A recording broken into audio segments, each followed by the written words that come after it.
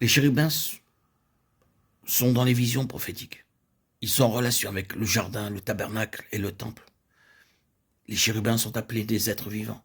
La pensée de la vie, de vivre, leur est donc toujours associée. Ils se manifestent plusieurs fois de cette manière. Dans ce symbolisme, la sainteté et la vie sont combinées en eux, car la vie nécessite la sainteté accroît la vie.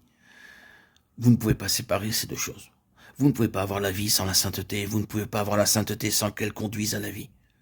Cela agit toujours ainsi, et vice-versa.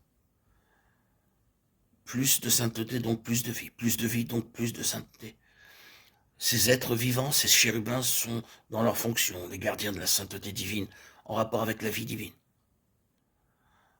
Car l'enjeu tout au long de ce livre, c'est la vie et la mort. Et c'est dans ce domaine que le combat se manifeste. C'est une question de vie ou de mort pour Israël et pour les nations, car la sainteté est la question décisive et le facteur qui manifeste la vie. Si vous considérez brièvement les passages qui parlent des chérubins, vous verrez l'association qui peut être faite. Quand les choses allaient mal dans le jardin, quand le péché est entré, quand la désobéissance par l'orgueil est entrée et a opéré, et quand l'homme a été expulsé de ce lieu de vie, là où était l'arbre de vie, les chérubins avec des épées flamboyantes, furent placés à la porte pour veiller.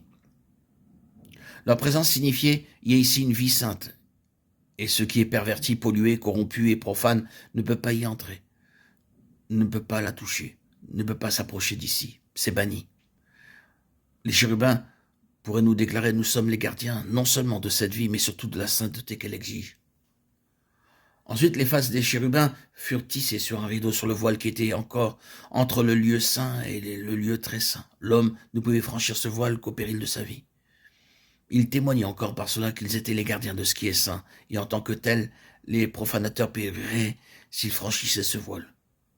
Ils déclaraient par ce voile que les choses étaient altérées dans l'homme. Et ils témoignaient qu'à cause de l'état de fausseté de l'homme, il ne pouvait pas venir dans la présence de la gloire et de la vie. Souvenons-nous d'Ésaïe, les caractéristiques des chérubins sont impressionnantes dans cet épisode d'Ésaïe. Ésaïe vit le Seigneur assis sur un trône très élevé et des séraphins.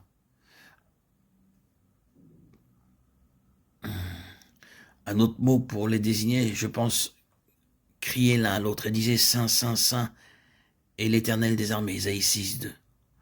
Le mot saraph, séraphin, en hébreu signifie ardent. Pourquoi cela?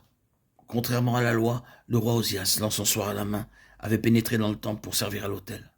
L'homme avait fait irruption dans la présence du Dieu saint et avait touché les choses saintes. Les prêtres l'ont supplié en disant « Va dehors, ce n'est pas ton domaine, roi Osias ». Mais Osias, s'étant apposé lui-même, a été frappé de la lèpre, et il est resté lépreux jusqu'au jour de sa mort. Il est mort comme un homme décadent et corrompu. Ésaïe déclare « L'année de la mort du roi d'Osias, je vis le Seigneur, et j'entendis les séraphins crier « Saint, Saint, Saint ». Le trône est le trône de sainteté et de vie. Mais là où il n'y a pas la sainteté, cela signifie la mort, car la vie est sur la base de la sainteté.